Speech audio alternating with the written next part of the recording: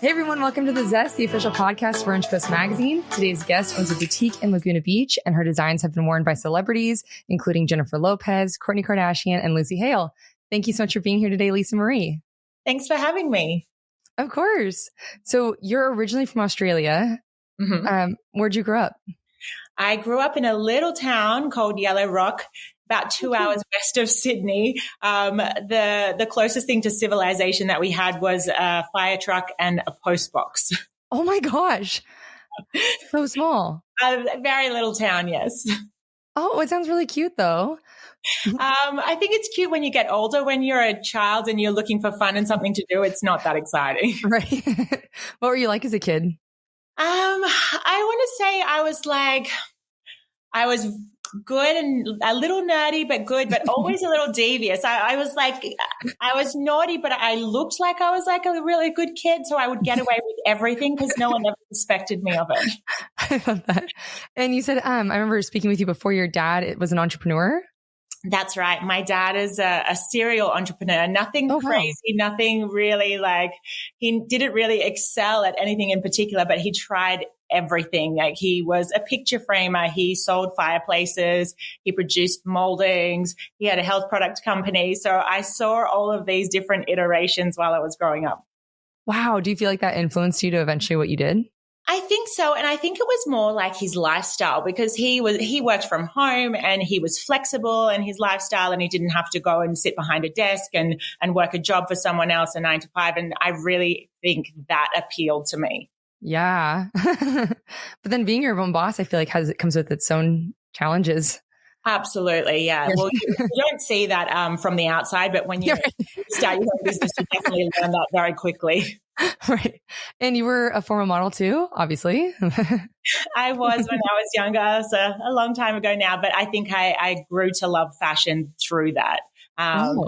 Yeah, it was an interesting job. And I call it now being a glorified clothes horse because basically you just stood there and people changed you while you had your arms up. But I really got to love and understand fashion. And it was basically my business was born from that. Wow. How were you discovered or did you search it out? I think, gosh, I was really young. I think I was 13 or 14. Oh. Yeah, someone gave me a business card and said you should come in, and my mum took me into a modeling agency when I was quite young. Oh, that's so cool. Were you commuting from your town to Sydney? I was. So it was 2 hours, and so we would commute in or wherever there was a casting. And then when I was around 17, close to 18, I moved out of home and closer to the city. Wow. How long did you model for? Gosh, until I was in my mid-20s, I want to say. Oh, wow. I started my company and then sort of that overtook everything else I was doing. Dang. And then so you went to the University of Western Sydney and studied graphic design. I did. Why did you choose that major? Okay, so it's a funny evolution. I can almost give you a story of how. Yeah, let's do it. I started and how I ended up here. I always loved being creative. I was always designing. And even when I was a child, my mom was actually a sewer. So I would sketch something and I would have her sew it for me, or I'd buy something and have her alter it. And so we were always doing things like that together. I know I had her make all my formal dresses and I designed them from scratch, and we went and chose the fabric and everything like that. But as I got older, I chose graphic design. I was early acceptance into college based on my work on my portfolio, and I thought I was going to be a graphic designer because I loved design. I loved the computer side of it, and I studied for 4 years and came out with my certificate and couldn't get a job for the life of me. So I volunteered my time. No one wanted to take me on because they would have to spend resources training me. And it was really, really difficult for me. So I got to a stage where I was like, I spent 4 years studying for this and now I have this piece of paper and I can't do anything with it. What am I going to do? So being from very humble beginnings, and I lived a humble childhood in a little humble town, and I didn't have a lot behind me to start anything. So I searched out at the time a government funded small business course. It was called the NICE scheme. And basically you go in and you do, I think, a 3-month intensive course on business admin and management. And at the end, you present your business idea to a panel of 3 businessmen. And if they like it, they give you $10,000 to start your business in little like dribs and drabs. They give it. And so I did that and I won and I got the money. And then I started an online store. So it was basically funny enough. I was importing clothing from America, shipping it to Australia and then selling it on my website in Australia locally. And that was going really well. And just for fun, I decided to design my own swimsuits at the time. And I thought, I'll put them on the website, see how they go. And so I put them on the website and they started selling so well that I was thinking, oh my God, I think I can do something with this. And I ended up searching out a publicist in Sydney. And I went in with a box of 10 swimsuits at the time. I remember I had like a shoebox, I think it was. And I had 10 swimsuits and I went in my little young self and I said, I have these. Can we do something with this? And she looked at them and she looked at me and we chatted and she said, I think we can do something with this. And at the time I went, she basically organized it and put me in what's called a group show at Fashion Week in Sydney. And so that's kind of like for emerging designers, it's more cost effective. You all share the models. So like it makes a lot of sense if you don't have a big budget. Uh-huh. And I did that. And then there was an agent from New York in the show, in the audience at the show. Wow. And she came to speak to me after the show and she's like, I love your stuff. I want to take you to America. And at the time I was like, oh God, is this like a scam? Like, I don't know. Yeah, right. And then I thought, well, what could I lose? And so I continued talks with her. And then she had put me in Miami Swim Fashion Week because at the time I was only swim based. And we did our show there a few months later. And then next thing I know, I was picked up by Net-a-Porter, which was the world's leading luxury e-commerce site at the time. And then Shopbop and then Urban Outfitters and then Nordstrom and then Revolve and all of these stores. And so it was such it was a snowball effect, you know, it was so crazy. And I think, gosh, it wasn't even a year later. I said, that's it. I have to move to America. That's where my customers are. And I'd made that decision in about 2 weeks. I'd packed up my house, everything over, found a rental property that I could move into, found an office and landed myself over here. Oh my gosh. How did it feel to land Net-a-Porter? Like, it seems like everything happened so quickly for you. It did in the start. It was so quick. And I don't know. I guess I didn't understand the weight of it at the time because I was also Australian and all these stores were new to me and I didn't know how amazing it all was. And I was caught up with actually running the business and, you know, making sure everything happened. But now that I look back on it, I'm proud of myself. Yeah, that's incredible. The bathing suits that you mentioned. So were these the crochet bathing suits that you have now as well? That's right. Yeah, that's what I started out with. And it's obviously evolved from there. But yeah, absolutely. They're the suits that I started selling to all of these stores. Oh my God. How'd you come up with the design? I would just sketch, you know, honestly, I would just sketch different things and then have them made up. And then I had this, I have it somewhere, I'm sure, my first book, an art book full of all these different sketches of bathing suits. And I'd send them to a sample maker and they'd make a sample and then we'd develop it from there. But it was all just like from here. And can you talk a little bit about how those are made? Because I think it's so interesting. Yeah, the crochet bathing suits now, it's kind of a dying art. It's all made by hand. And so everyone knows their grandma knitted or crocheted. And that's exactly how it's done. And so at the moment, it's very difficult to find manufacturers who can do this because it is all handwork. Every piece is like a work of art. And it takes around 20 to 24 hours. I want to say when you look at it, well, the more simple bikinis, maybe 16 hours, but up to a day of work to make one bathing suit by hand. So they're very unique. They're pieces of art and it's very difficult to find skilled workers who can, you know, create these pieces. Yeah. How many do you make in a year? Well, it depends how big our orders are, but okay. we usually, the way the wholesale business works anyway, is it's actually more economical than the retail sort of side, direct to consumer business, because on the wholesale side, and I don't know if many people know this, but we actually sell. So right now we're selling next year's spring and summer. In the middle of winter, we collect all of our orders from our stores, and then we look at them, we, condense them, and then we send all of those orders off to our factory. So we actually make the amount of stock for the orders that we get, which saves us having a lot of excess inventory sitting around. And I know now that we have our store in Laguna, we obviously make a little bit more to cover the store, but it's generally based on what our wholesale orders are. And then we tap on extra units to cover our online store and our physical store.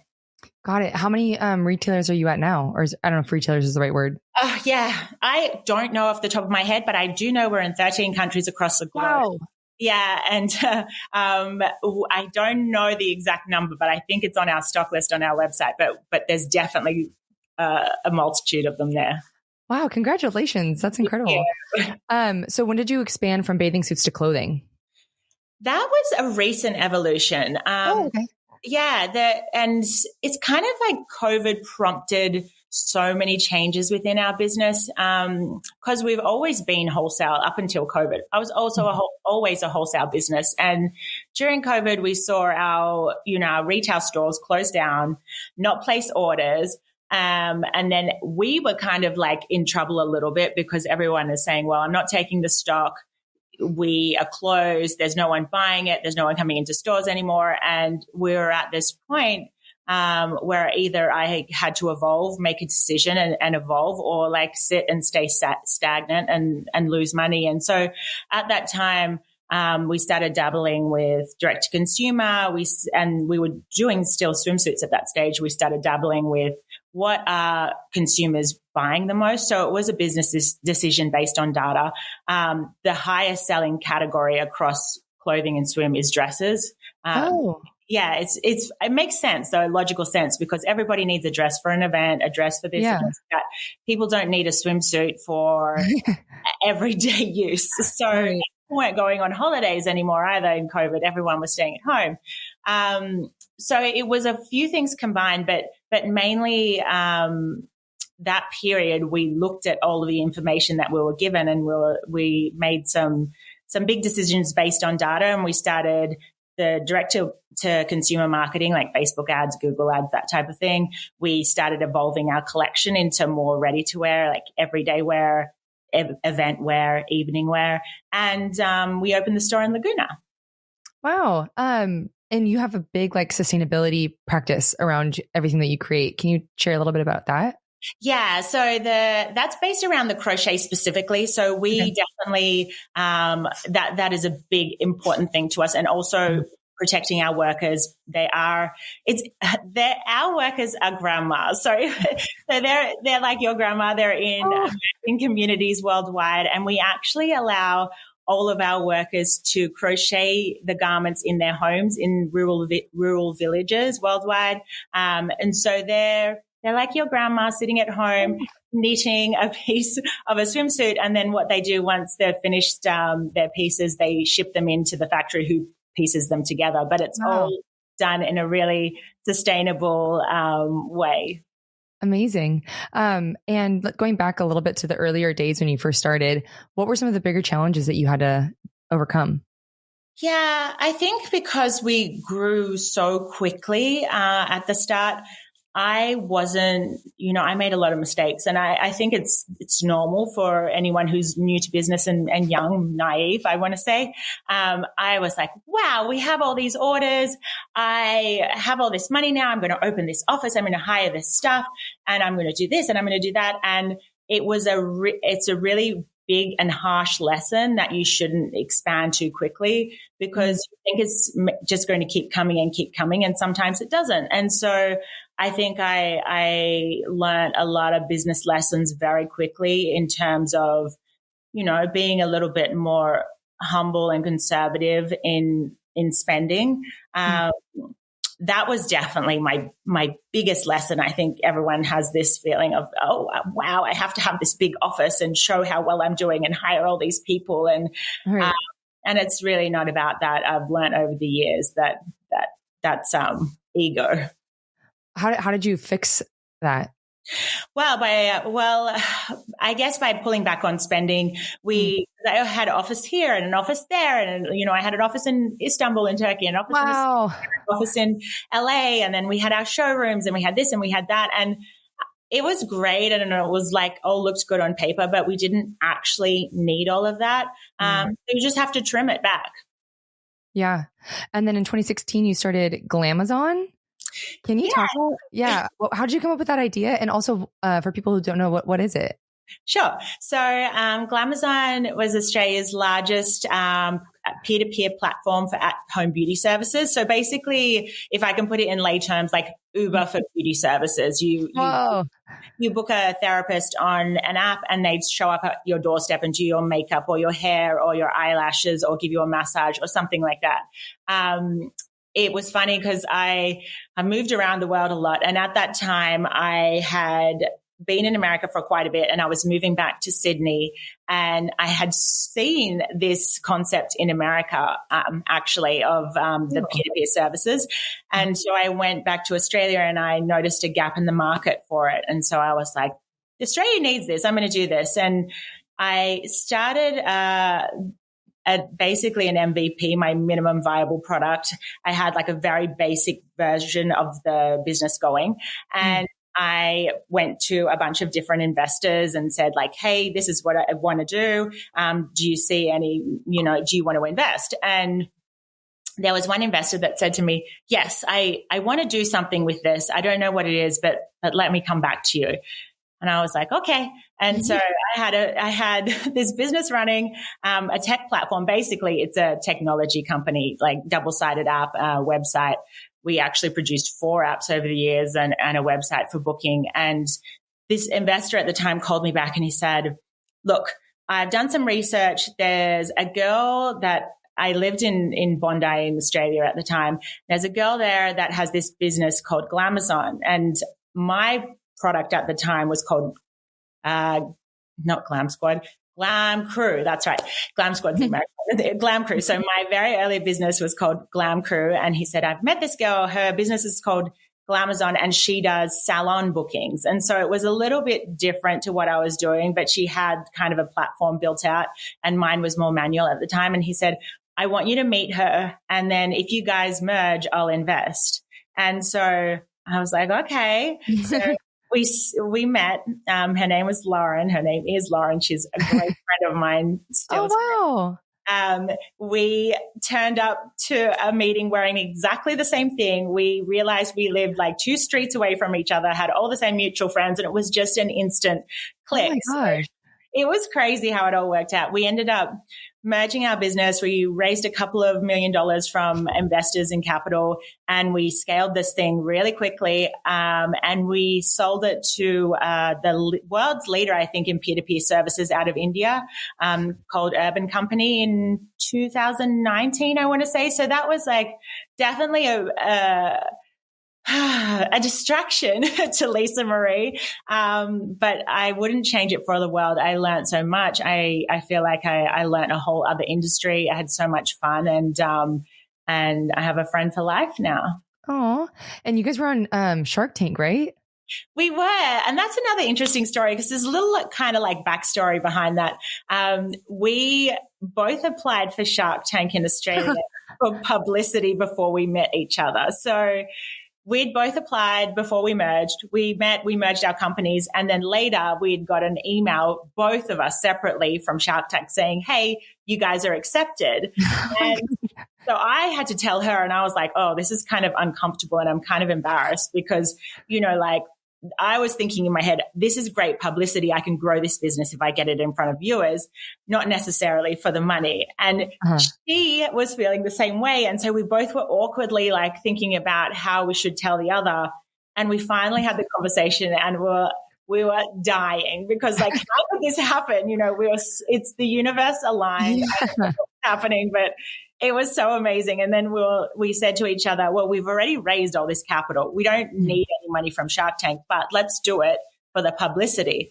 And it was so nerve-wracking. It was I bet. such a nerve-wracking experience, and probably the most nervous I've ever been in my life, because they basically, you have to learn your lines, and there's no notes, there's no cards. You have to know what you're going to say, and they make you walk out through all these lights, and the sharks are just sitting there, and they make you stand silent in front of the sharks for like 2 minutes, just staring at them with all the lights. Oh my God. The lights are so hot. You're like sweating. And I remember we were walking down to where you have to stand on the stage, and Lauren just grabbed someone's glass of water from the side and sculled it. That's some random person's water. She's like, I have dry mouth. I have to drink it. Oh my God. We go out there and we stand there and we stare at them, and they stare at us, and it's all like intense. But we ended up getting a deal on Shark Tank, which was great. We got our business grew 400% overnight. Oh my God.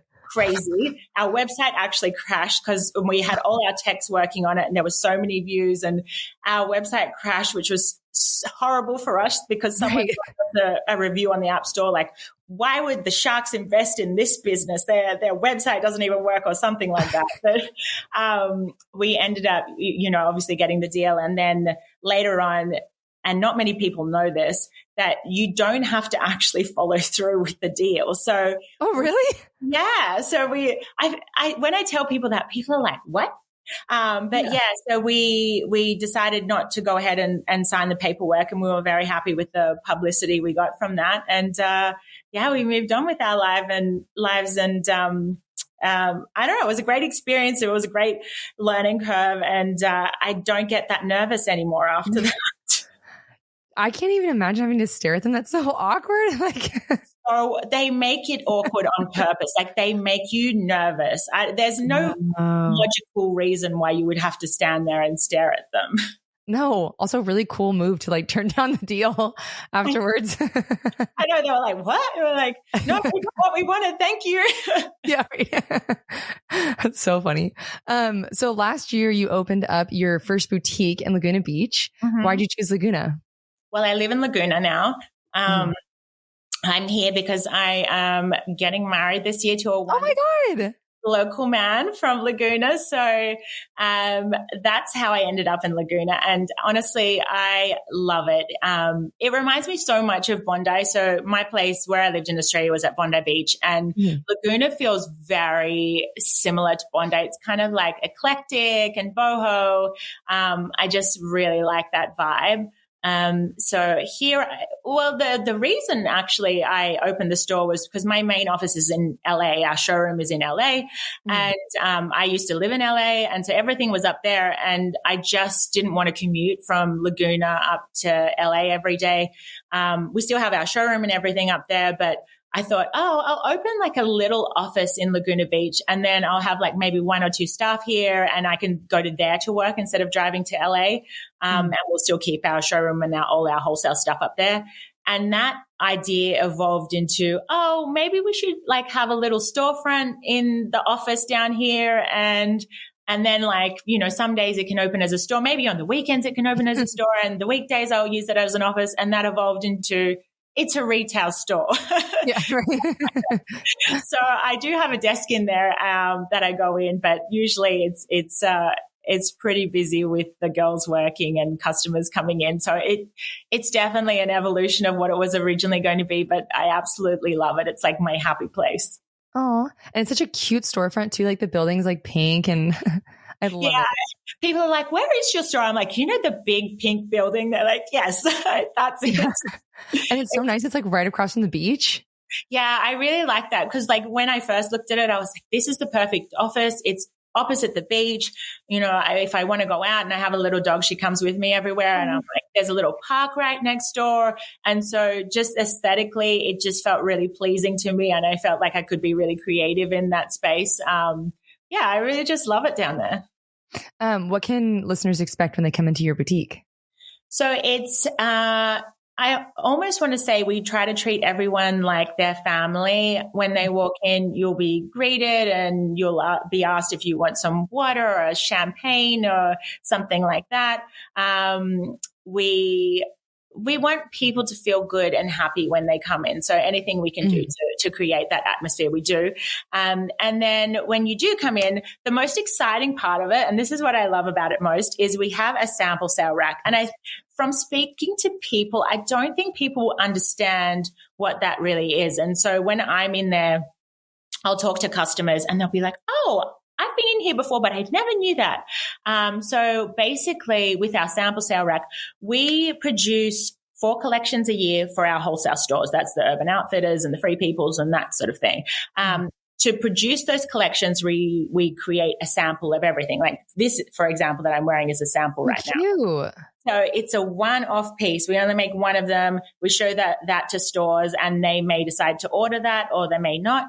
But every quarter we have all these new samples that we've shown to stores that we don't particularly do anything with. So all of those samples now go to the Laguna store and they're available pretty cheaply for what they are. And we sell them off and they are one-off pieces that you can't get anywhere else.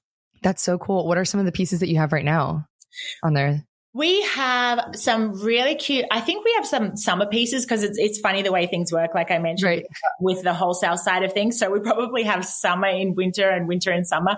But we have some great dresses in there. We have some great 2-piece sets. I just put some out the other day actually, and we're about to drop in a whole bunch more of stock. So that sample sale rack pretty much has new stuff every week. And then once quarter we have like a whole bunch of new stuff. So it's really popular, we find, with the locals down there. Everyone likes to find something special that they can, and when I tell them it's one-off, they're even more excited about it. Yeah. Can you talk a bit about your spring line?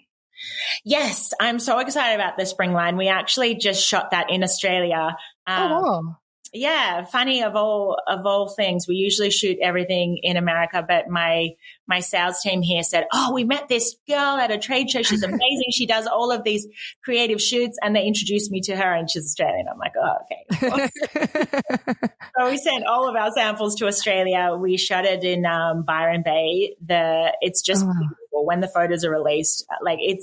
It's definitely an evolution of what we've shot before. The background is beautiful. The model is beautiful. And the clothes are very ombre based. So there's orange and blue ombre, and there's a pink and green ombre. And we're doing a lot of dresses, jumpsuits. There's some really beautiful resort pants and resort open coat caftans with really light chiffon fabric coming in, and some really big bold prints. So we haven't done prints before now. This is a sample, obviously. We'd always done solid colors. And so this new collection has some really beautiful prints and some really beautiful ombre colors in it. Wow. How do you come up with new designs? And also what made you want to just start doing prints? I think you grow as a person, and over the years you sort of get a little bored maybe if you keep the same thing over and over. So it's just something different for me. I always, wherever I go, whether it be here or overseas, I always look at what people are wearing, and I'm always looking for inspiration and how people wear things and certain silhouettes and cuts. And so it just got to a point where I was like, I like what these guys are doing. And I look at other fashion brands and what they're doing and what's selling. And so I incorporate a bit of all of that. It used to be years ago, gosh, when I first started out, it used to be I would make everything that I liked personally. And I quickly learned that not everyone likes what I like. So you would see my favorite piece in the collection wouldn't sell at all, and my least favorite piece would sell like crazy. And so at first you get a little offended because you're an artist and you think, wow, this is my art and why don't people like it?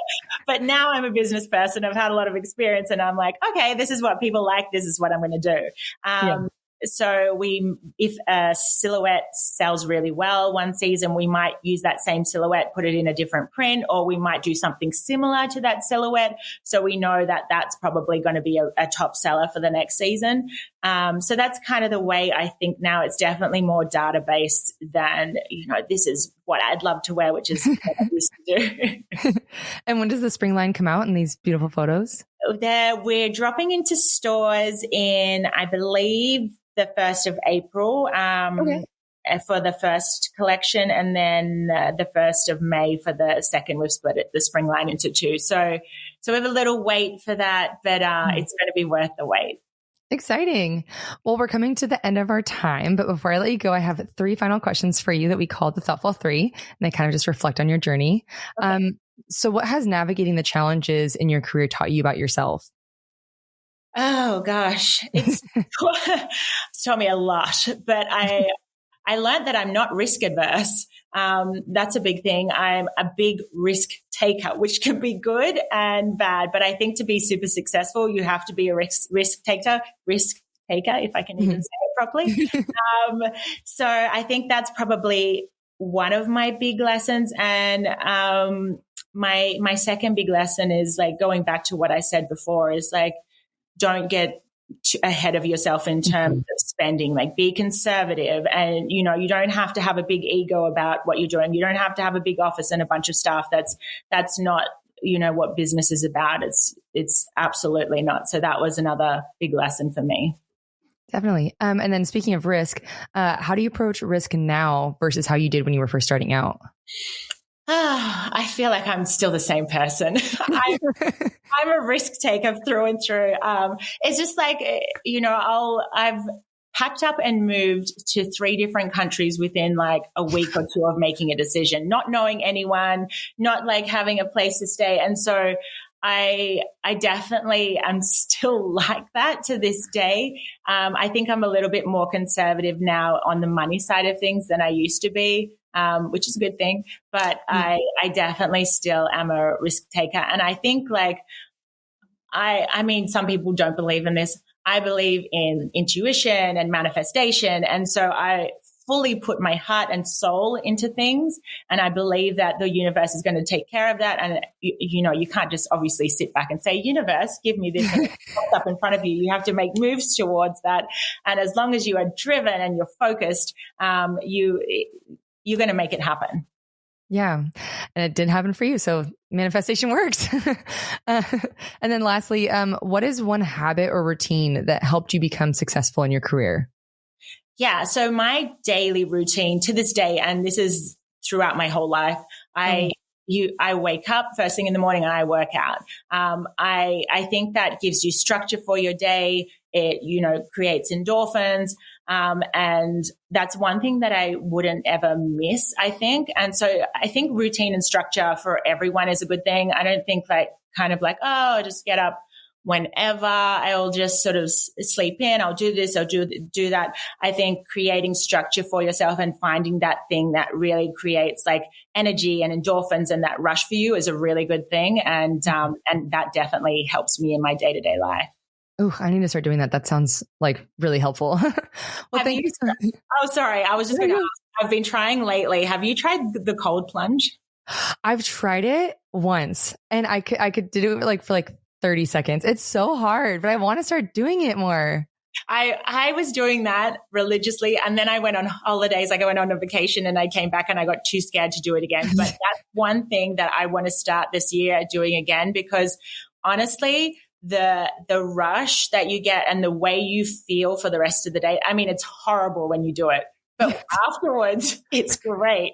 So I think that I need to encompass that in my routine again. And that definitely is a real charger. That's great for the energy. How long do you do it for, and what time in the morning? I will do it for 4 minutes. 4 minutes? That's crazy.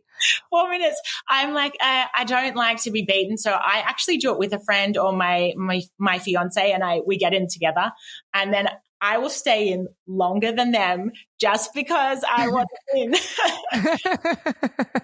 So yeah, I try to do it in the morning, which is also tough in the wintertime because you're cold and you don't want to but I do a sauna before. I'll do a sauna for 30 minutes and then I'll jump in the cold plunge for 4 minutes, 3 minutes, whatever it is.